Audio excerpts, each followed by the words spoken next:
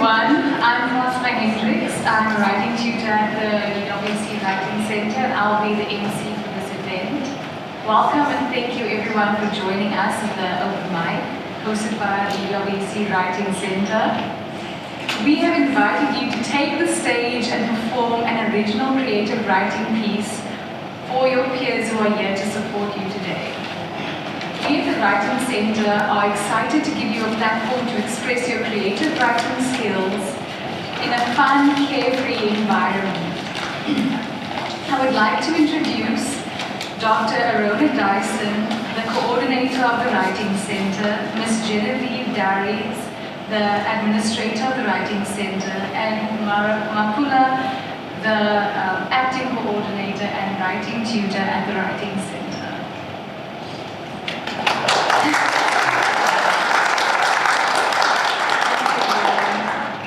Before we begin, for those of you who aren't familiar with the venue, I'd like to give you a lay of land and a few little rules. We aren't allowed to eat in the venue, but we have prepared a spread that you can enjoy outside during the breaks that we'll have in between performances. The bathrooms are also just outside the venue. So yeah. I would now like to invite Makula to stage to say a few words.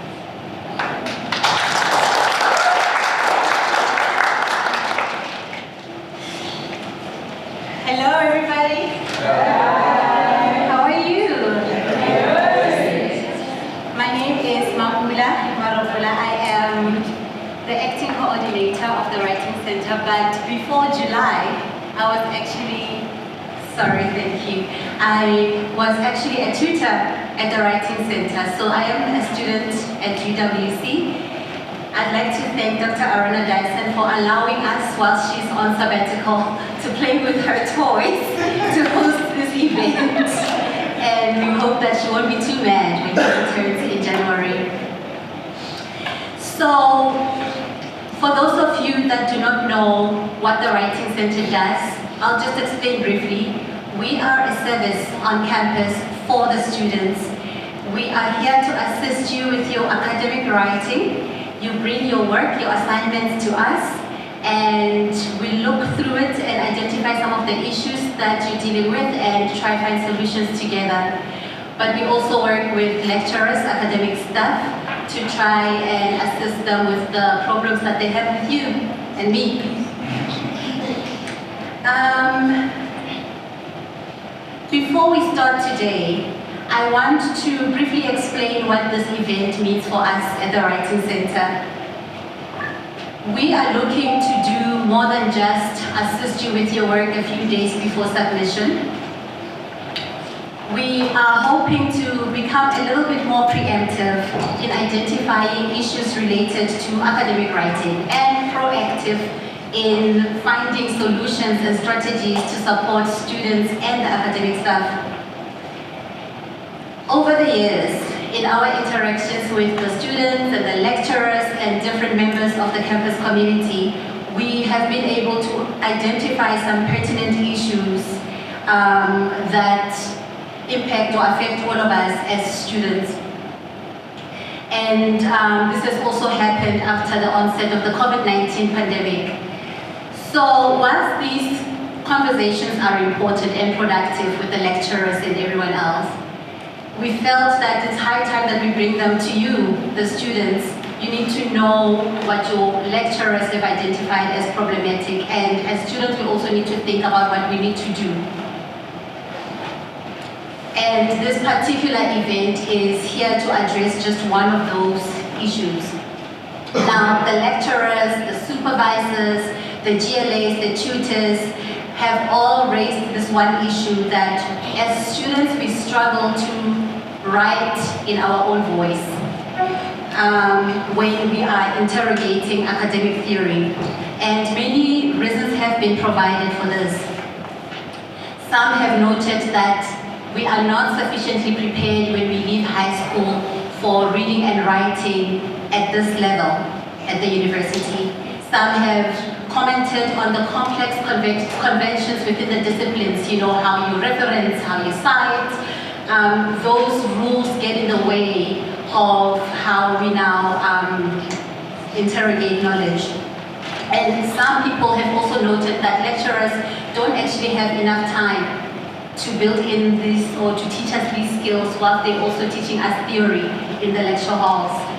Now, whilst all of these reasons are valid, what then do we do as students? Because we do need to prepare ourselves, we do need to upskill ourselves so that we can function at the level that is required of us in this environment. So at the Writing Centre, we have identified creative writing as a powerful tool to help the students develop their own voice, their own writing styles. And this is because when people write creatively, we are forced to reflect deeply about our individuality, about our lived experiences, about our surroundings and our relationships with people and our environment. Writing forces us to sharpen our observation skills, to question more, to read more, and to listen more. So these are the capabilities that we need to apply in academic writing as well, and we need to bring that over. The more time we spend writing, we're training our writing muscle, both mental and physical. We can also improve our attention span in that way. Our vocabulary grows, as does our command of the language that we use. So, for those of you performing today, know that it is people like you who invest time in reflections that bring us new perspectives, new thoughts, new ideas, new ways of doing things. You are the antennae of society that are not only sensitive to the need for change, but you are prepared to speak up on it. So, go on, Kubegani, hard fought, continue to read, reflect, and write. I'm very excited for all of you to be here today, and I think it takes courage for anyone to stand up here and share their thoughts. So can we give a big round of applause?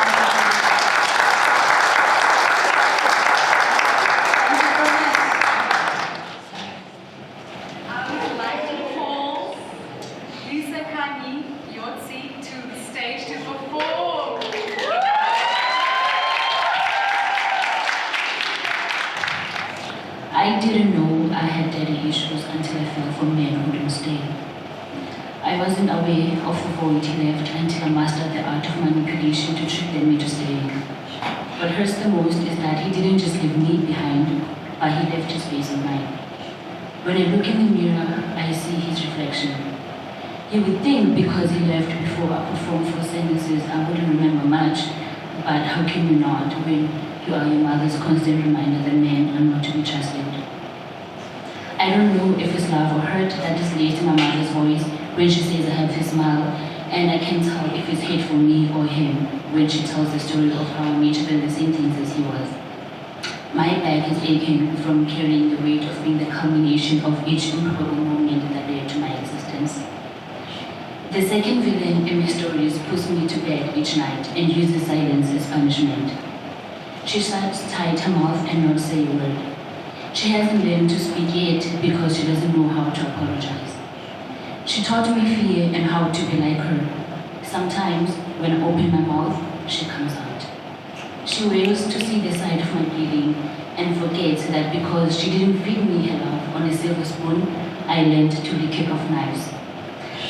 I, as proof that abuse can feel like love and starving hearts eat anything. Next up is Yamere Mtangani.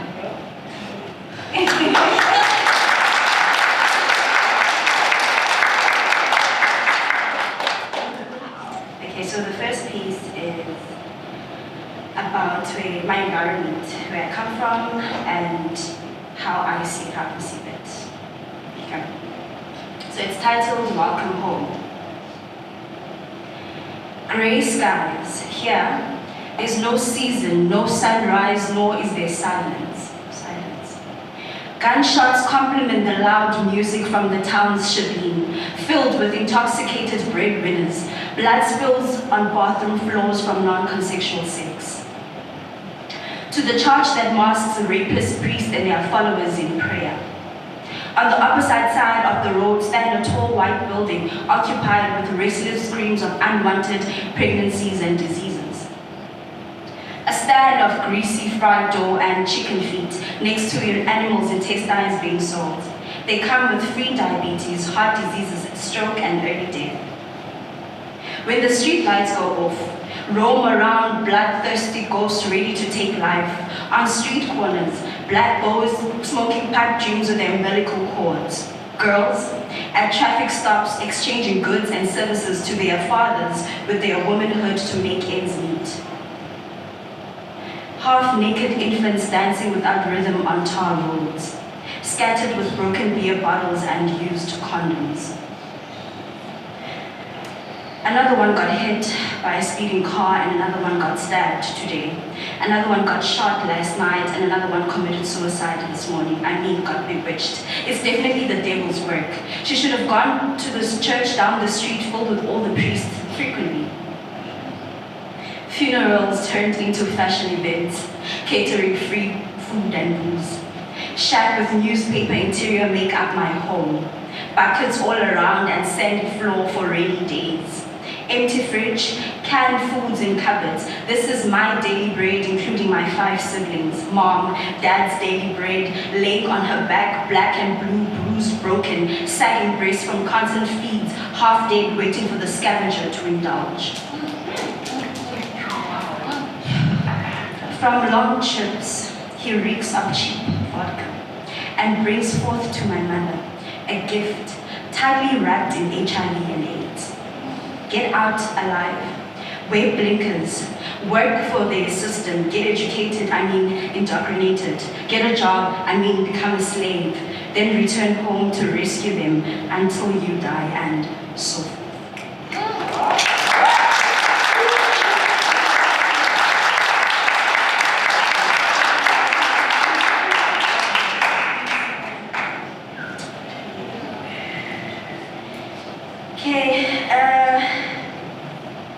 The second one is called Boys to Men.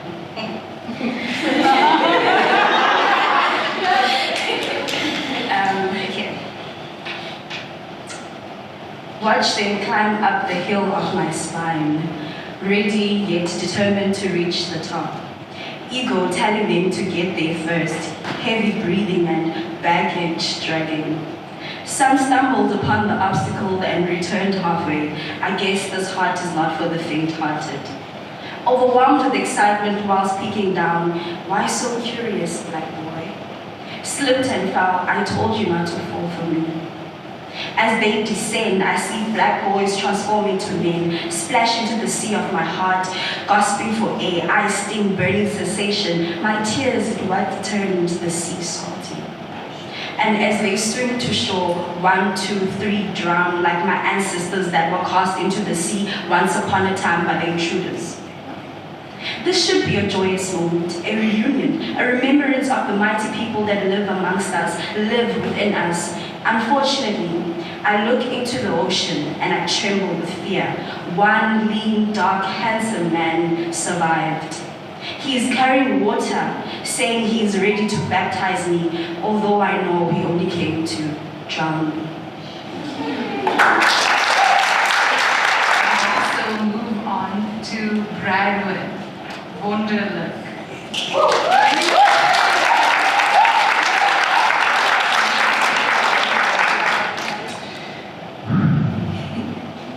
An asteroid passes by the Earth at the speed of light.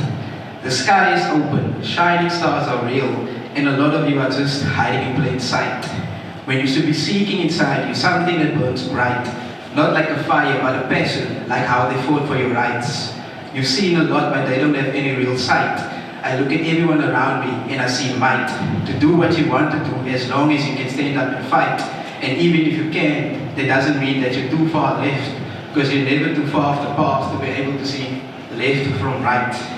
Remember to make the correct choices so you don't end up living your life in spite. Nelson Mandela is called a hero because he was able to abolish apartheid. But if you think about it, did we ever win the fight? Free love. I'm a lover and I love freedom. But what is real love really? To love who you want to, without shame.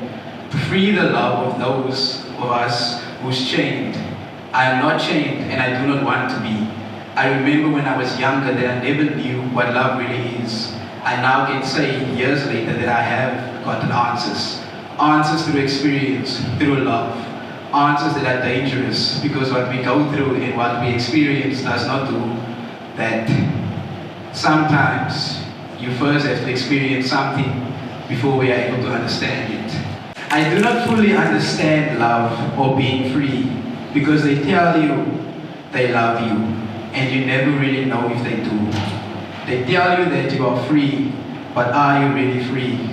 Both love and being free are complex because some of us love being free. We are scared of loving freely. Yes. Next up, we have Soletu Mkapi.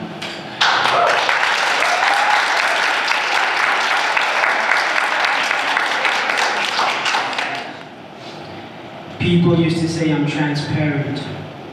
They could see right through me and see the real me. But they couldn't see that I was fading away when I started ghosting them. I deactivated myself from the outside world and I was whirled into a world repressed in my unconsciousness. I got lost in the wilderness of my wildest thoughts, moving with the winds. I no longer needed my wings, so I cut them off and only kept a feather, so I could write these poems, thanking it in the elixir of life, dripping from my scars that are consequences of the paradox of trusting mortals who can leave you with scars that are eternal. This is something I tried to avoid.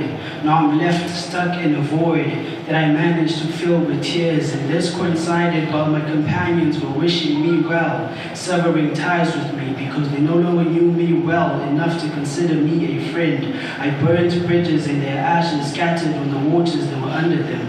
I then took the road less traveled in order to not worry about getting stabbed in the back, and built walls for security, because this world seems to have an affinity for reaping a person's backbone and watching them crawl. But I decided to walk while I still could, crippled by the idea of solitude. And now here I am, a nomad encompassed by melancholy, a walking irony, a hymn that lost rhythm and was forgotten. No one sings my name anymore. The silence echoes too loudly at a frequency that can never be heard.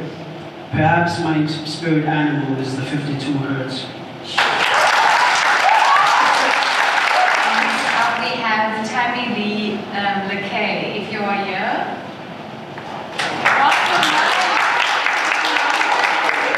Anyways, I wrote a poem in the middle of the night about self-doubt, and then I doubted the poem. And then I remembered I have a poem on litany. I'm like, oh right, I had that. So I'm going to read the one on litany because it was, sort of looked at by someone else, so I trust it. Okay, it's called Duly Unaware. It's the shivers down my spine. It's the nights that I wake in a sweat. It's the tension at the back of my neck. It's the lies that I am fed. Fed up and get up is what is said. But my bones grow numb, and my limbs grow stale, and my tongue grows dumb, and I lose free will. Through the chaos that surrounds me, and the clouds of doubt all around me, the fear and dread that astounds me, I let it be, duly unaware of what you might see.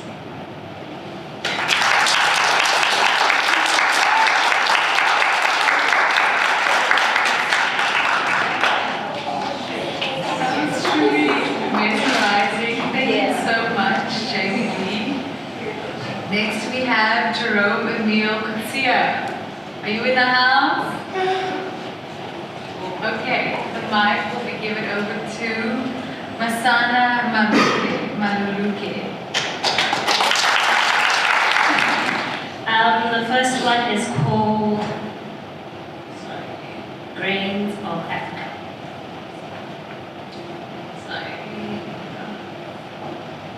If asked where you are going, I wouldn't be surprised if you said West, because though our ancestors were the ones who were colonized, we are the ones who have become westernized, using terms like nah, me, not realizing that language was never meant to be evergreen.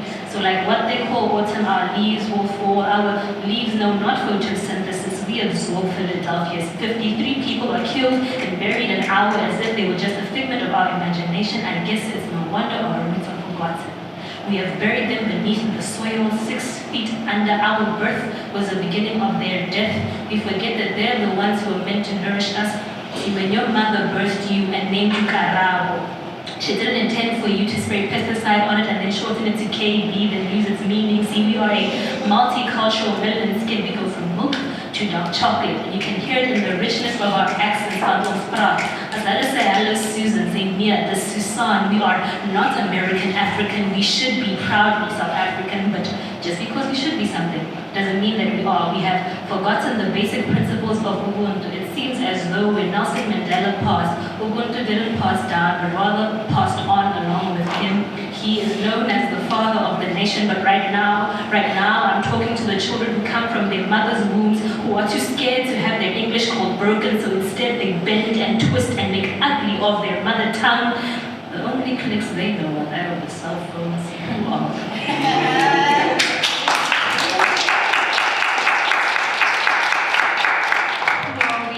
fun of an accent once we hear a hint of African? Who are we to forget that an American barcode doesn't mean that we were made in America? Who are we to forget that we were made from the African soil? Then again, it is said that from dust one came and from dust one shall go, so I shouldn't be surprised that being African is slowly turning to ash.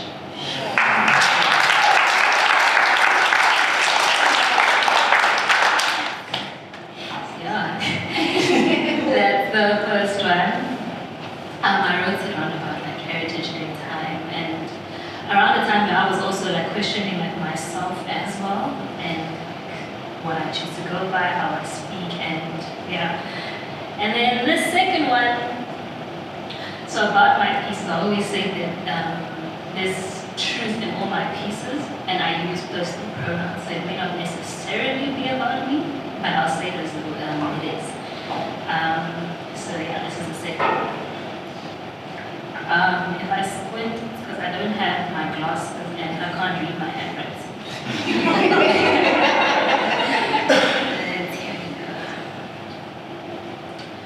At my second therapy session of the week, my mother tries to explain my depression to my therapist.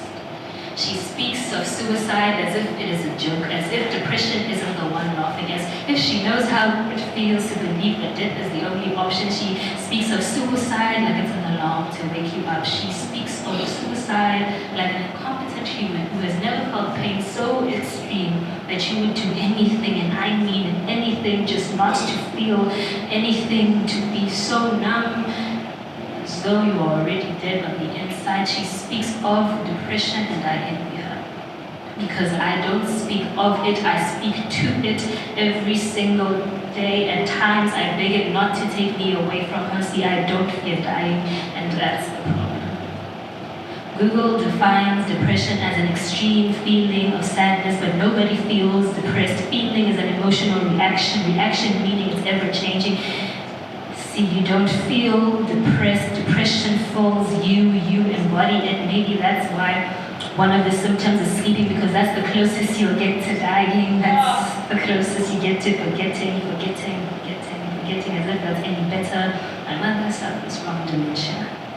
Memory loss doesn't seem so bad until the woman who birthed you asks you who you are, until you realize loving someone is rooted in the memory and she can't remember loving you. Some days she doesn't remember him leaving. She can't explain how she got the scars on her arm. Maybe I envy her. Maybe sometimes I wish I could forget. Maybe then I wouldn't flinch every time someone raises their hand to ask a question. To revive me. See, he has given me PTSD, and I know I haven't been to war, but I've been fighting battles of mental illnesses since the age of 4. But you can't tell, right? Because I'm happy, right? That I am hurting so much. Mental illness isn't just as obvious as I am feeling sad. I wish it was as simple as I am just feeling sad.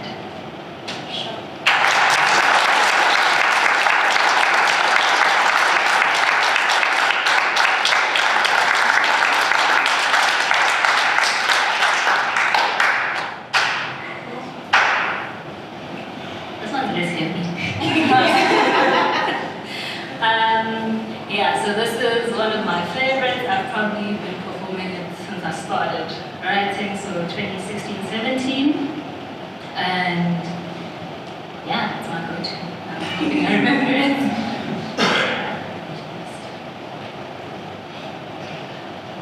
Listen, I'm not a singer yet.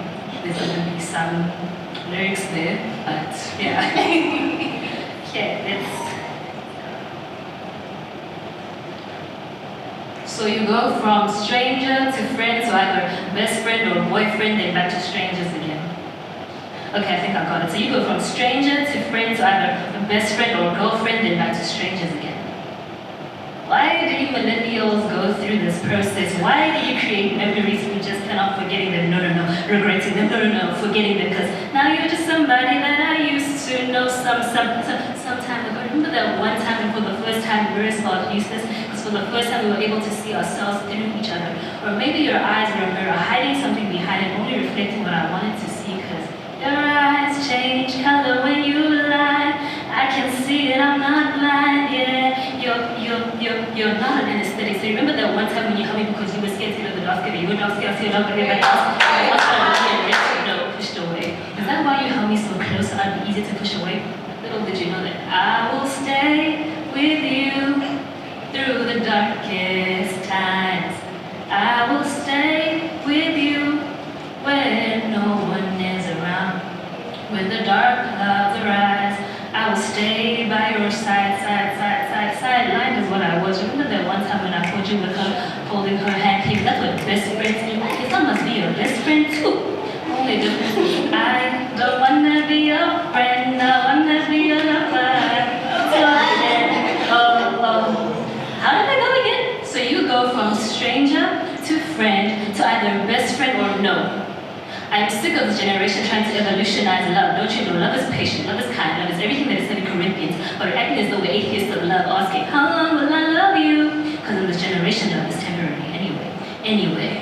Remember that one time when we were staring at the clouds so high? You know, you took me on my high, but I must be in a rehab now because we don't even say hi. We went from hello, is it me you're looking for, to hello from the outside.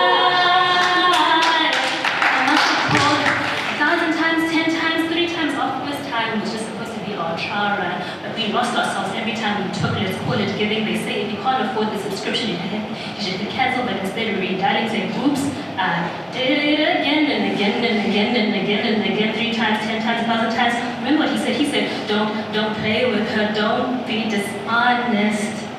Still not understanding this logic. You know, logic is rooted in the brain. No one else is rooted in the brain memory, and you've been on my mind. Have I been on yours? You have to search deep within the archives to find me, to find you, to find us. Tell me, don't you remember me?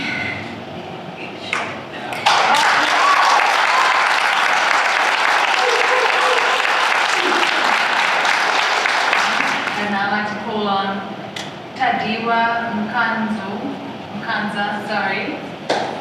Brought the mic. Let's give her a round.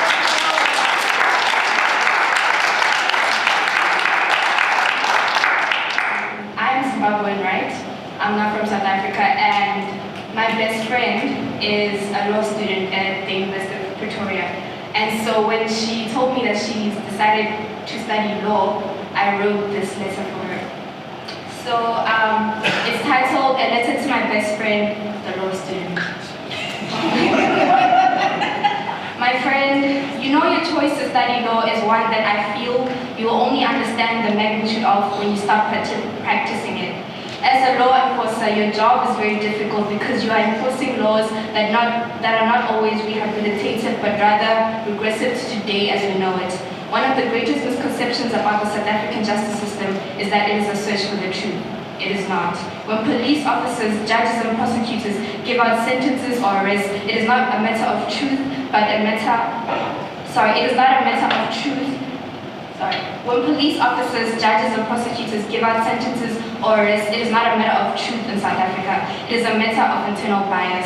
As a black immigrant who has lived in this country for more than 15 years, applying and reapplying for citizenship and never getting it, I have learned that the law does not want me in South Africa. It does not favor me. It was not made to protect me or have my best interest at heart. I'm an inconvenience to the law. I can never do mundane things without looking over my shoulder, and every police car that drives by reminds me that this is not home. I think you have one of the most important jobs in human existence because you can fight for human rights and dignity, and when those of us who are too weak, are silenced. This honor, this gift that you've decided to partake in, do not take it lightly, because this lightning has chosen you. Tundipile Buswana.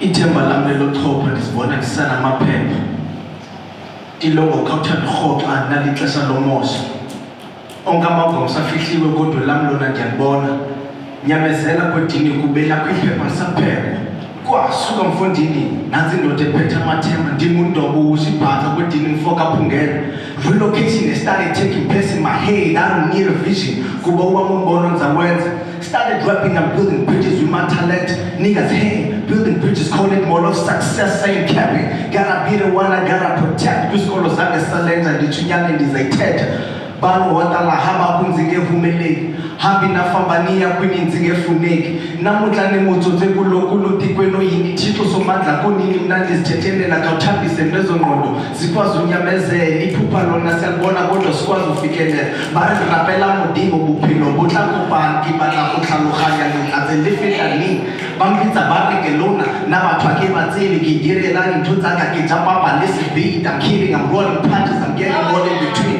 hello my beautiful people didn't mean to be king let's keep on popping the bottles keep on chasing the dreams hello my beautiful women keep the beauty the pink I don't wanna use a pillow when I be getting the meat I'm stretching out in the corners babe I'm crushing the bottles with chupas and they was so on I'm spitting facts in their coppers nigga I'm getting the charges I'm tapping all in my pockets thank you so much. Okay, so next we have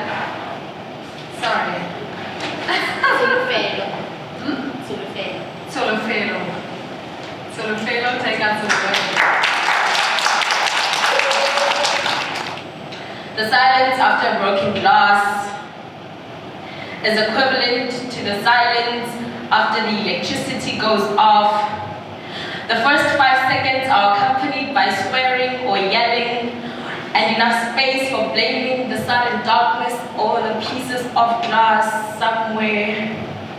5 years after the crash, I witnessed my psychology notes turning to my reality. The swearing, the yelling, dashed with OCD, PPD, or PTSD. I'm not yet a psychologist, so I'm not sure.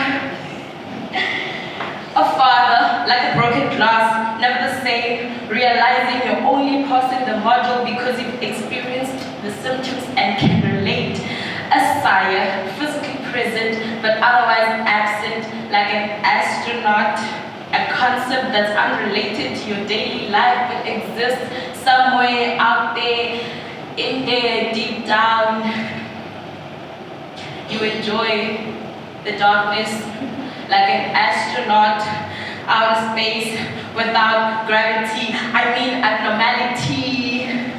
Eventually, you hope the electricity comes back.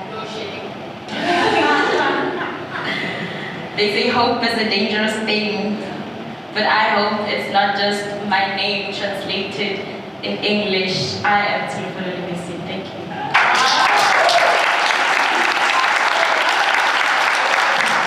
Thank you for that brilliant and moving performance. We now have Bodies. Okay. Women are not rocks. Does me being woman threaten my life? Does me being female intimidate you so much that you do not see me worthy of life, worthy of love, worthy of respect? Ndiyabuza pendula, utshintsha umfazi, utshintsha umgogodo, you strike a woman, you strike a rock. Yes, I am strong, but I'm not a rock, no. You call me all sorts of names, yet I rise like the moon night after night, ready to forgive you, ready to give you everything you need, because I'm a nurturer. But I am no rock. If I knew what it took to be a woman, if I had a choice, I would have probably chosen differently. Perhaps I would have no gender. But today I know that being a woman is my superpower. Does me being a woman mean you can trample over my whole being? Does it mean that you can toss and turn me as you would rocks? I mean, how do you plant a seed only to kill it and drain it of its energy once it's all grown? Just like the enemy, you come to take, kill, and destroy. No, I'm not a rock. They too feel weak at times, you know. I also happen to find myself disturbed by the men are trash movement. I see not why we should paint all men as trash for 3 men's trashy behavior. There are men in everyday life who make a positive contribution to the world, and we ought to acknowledge them. Being a woman in the 21st century requires determination in opening doors which have been sealed shut before. But being black and woman has always required extra strength, a pinch of courage and a dash of toughness, and maybe, just maybe, that is why we're referred to as Imbokodo. I find it hard to comprehend how I can birth you only for you to rape me a few years later, for you to do as you please with my body. But today I want to tell you that I will not let you break my spirit, I will not let you break my soul. How do you do that and still consider yourself a loving father, a brother, a friend, a spiritual guide? How do you do that to me? The me that gave you life, the me that granted you shelter. And I am a Kamanati, a Krupeo. And I am a Milchibane. And I'm a Sadio Malobe and Ahoka. And I'm Mutwadi, Haitedi, Nkuku. And I'm Mao. Yana Hudina. To be black and woman and alive is to be resilient. My very existence is defiance. To be black and woman is magic. It is to be the witch that wouldn't burn. To be black and woman is everything. To be a woman from any walk of life is acknowledging the God in you. And that's where it ends. That's the first one. I know it was quite long, but I hope you enjoyed it. The next one is titled My Generation, and the reason I wrote this is because I wrote this actually a couple of years ago. My views are still pretty much the same, and I just hope that once we leave university and once we go into the world, we just, I mean, we already are in the world after all, but anyway.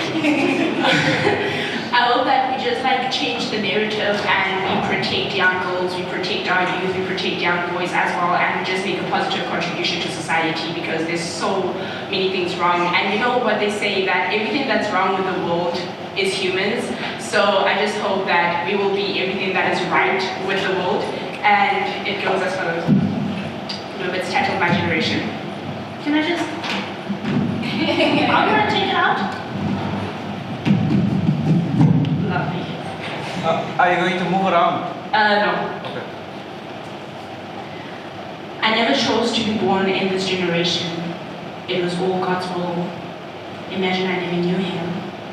I live in a generation where girls look forward to losing their virginity, which scares me to the core. I am part of a generation where men no longer protect girls but bless them with impurity. I am a victim of a generation where society lacks moral standards. I am born into a generation where children don't behave as such no longer. A generation filled with malicious acts. I exist in a generation where my peers fall victim to drugs and lust. I never asked to be born in this generation. I had I had choice, you would have probably found me in a different generation where success is not only materialistic but spiritual as well, where we could see beyond the physical and accept ourselves for who we are and love ourselves truly and coexist with each other in mutual love and respect and kindness and appreciate ourselves for being human and also appreciate God's creation. Change is in the hands of the beholder. Thank you.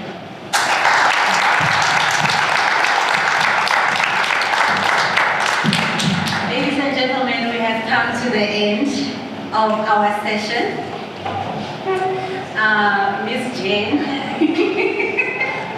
This is actually Miss Jane's space, but she's feeling otherwise.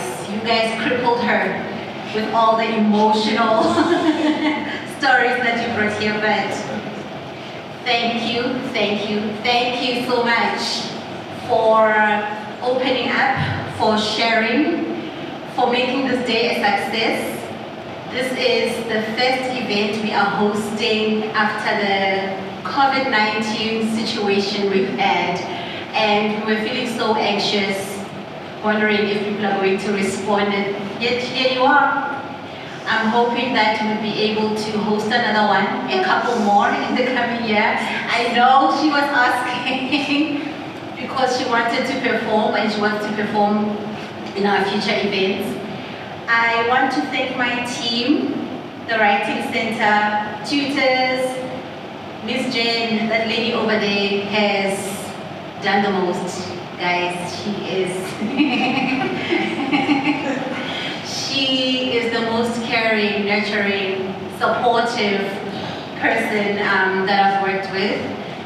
That lady over there with her son has allowed us to really play around in her office, and this is why we are here today. And you guys, I'm hoping to see you at the Writing Centre as we discuss academic writing issues. But I'm hoping to see you in our future events as well. I don't know if I'm leaving anyone else. There's another special lady, Memegi, who isn't here today because she's busy working, but every single thing that we start and try out at the Writing Centre, she marshals it. Oh yes. Before I go, there is another initiative at the Writing Centre. We have opened up our writing lab for you guys to come in and do your work, your assignments. We will have our tutors there. You can walk up to them and they can assist you in real time on your writing issues. Or you can just come sit and do your work, enjoy a cup of coffee. We open Thursdays and Tuesdays and Thursdays between 9 and 4. And this will be in October, hopefully in November as well, we'll confirm. But yeah, this is our story, this is us. And thank you so much from the bottom of my heart.